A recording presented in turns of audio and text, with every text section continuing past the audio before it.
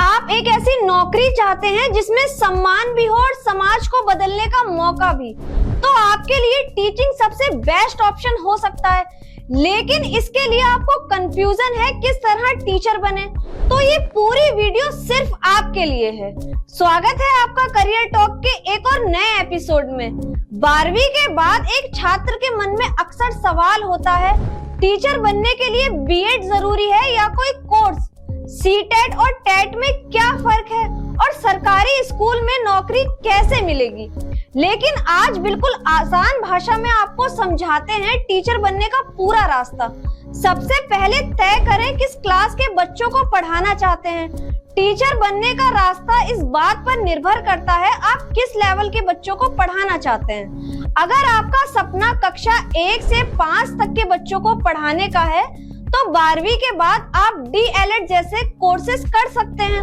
अगर आपका सपना कक्षा 6 से 8 तक के बच्चों को पढ़ाने का है तो आमतौर पर ग्रेजुएशन के साथ बीएड जैसे कोर्सेज कर सकते हैं।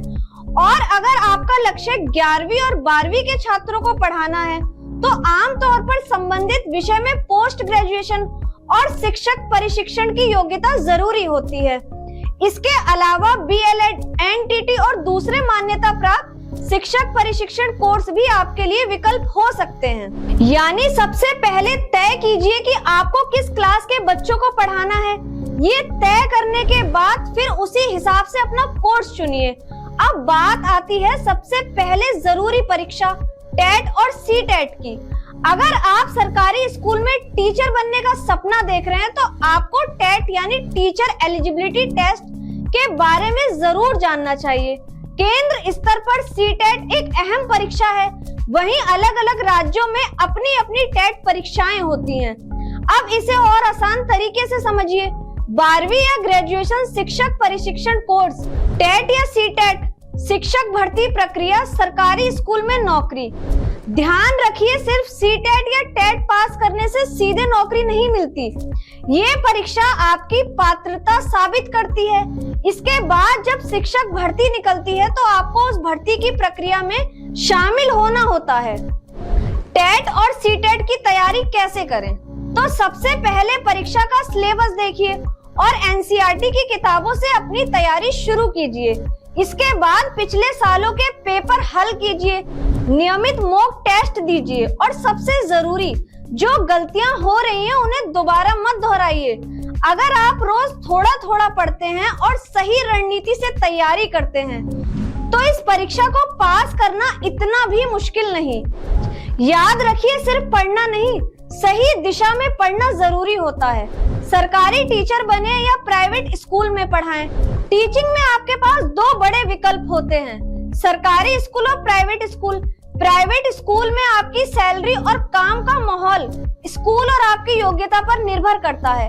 वहीं सरकारी स्कूल में नौकरी और स्थिरता, वेतन और प्रमोशन जैसी सुविधाएं बेहतर हो सकती हैं। लेकिन सरकारी नौकरी के लिए आपको योग्यता, पात्रता परीक्षा और भर्ती प्रक्रिया इन सभी को पूरा करना होता है। इसलिए अगर आपका सपना सरकारी टीचर बनने का है तो शुरुआत से ही अपनी तैयारी उसी हिसाब से करें। कोर्स चुनते समय ये गलती बिल्कुल मत करना, टीचर बनने के चक्कर में कोई भी कोर्स या कॉलेज चुन लेना आपके लिए भारी पड़ सकता है। इसलिए दाखिला लेने से पहले जरूर चेक करें कि आपका कोर्स मान्यता प्राप्त है या नहीं और आपकी डिग्री उस शिक्षक पद के लिए मान्य होगी या नहीं। साथ ही ये भी देखें कि कोर्स में अच्छी प्रैक्टिकल ट्रेनिंग और इंटर्नशिप मिल रही है या नहीं।